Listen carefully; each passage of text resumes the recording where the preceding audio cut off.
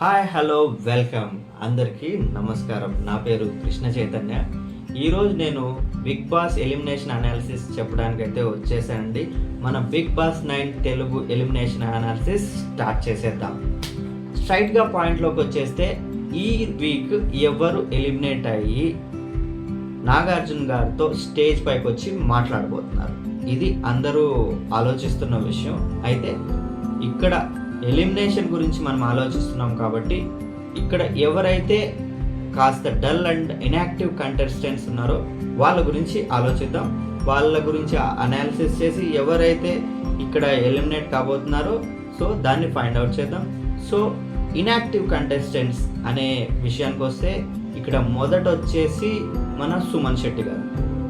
ఆయనైతే అసలు ఎక్కువగా మాట్లాడట్లేదు, ఎక్కడ ఫ్రేమ్స్లో కూడా ఎక్కువ కనిపించట్లేదు.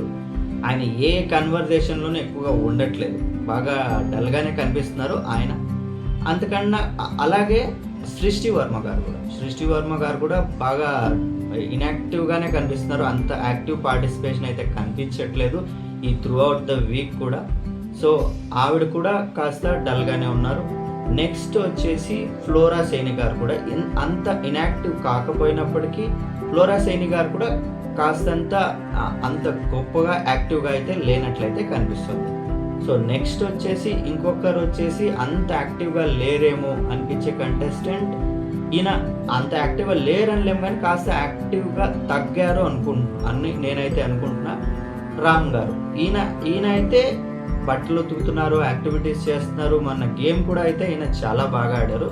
So we should appreciate that. But conversation పరంగా తీసుకుంటే మనకు వచ్చే ఒక ఫుటేజ్లో అయితే ఆయన ఎక్కువగా అయితే కనిపించట్లేదు. సో అవుట్ ఆఫ్ దిస్ 4 ఈ నలుగురు నుంచి మనం ఎవరు ఎలిమినేట్ అవుతారు అనేది అనాలిసిస్ చేస్తే రామ్ గారు అయితే ఖచ్చితంగా కారు.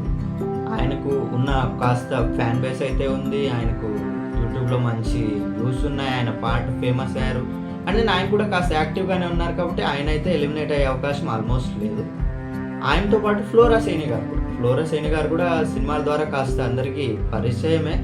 అంతేకాకుండా ఆవిడ కాస్త అటు ఇటు టచ్ అండ్ గో బాగానే ఆడినట్లుగానే అనిపిస్తుంది. లిటిల్ బిట్ అంత గొప్పగా కాకపోయినా కాస్తంత యాక్టివ్గానే ఉన్నారు.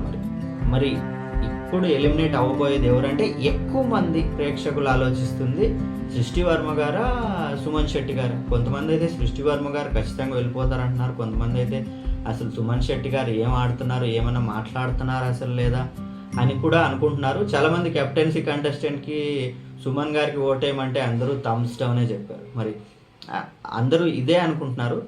సో చాలా ఆశ్చర్యకరమైన విషయం ఏంటంటే సుమన్ శెట్టి గారు చిన్న ఫుటేజ్ పెట్టినప్పటికీ కూడా లక్షల్లో వ్యూస్ అయితే వచ్చేస్తున్నాయి. ఆయనకు కూడా మంచి ఫాలోయింగ్ అయితే ఉంది, ఆయనకు ఓటింగ్ కూడా బలంగానే పడుతుంది ఆశ్చర్యకరంగా. సో ఆయన పైన పాపం మంచోడ్రా, ఆయన కాస్త అమాయకుడు అనే ఫీలింగ్ కూడా ప్రజల్లో అయితే ఉన్నట్టయితే నాకు అనిపిస్తుంది.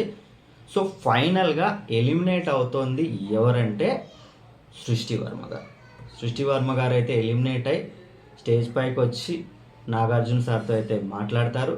సో ఇది ఇవాల్టి elimination analysis. Please subscribe to the channel. Thank you.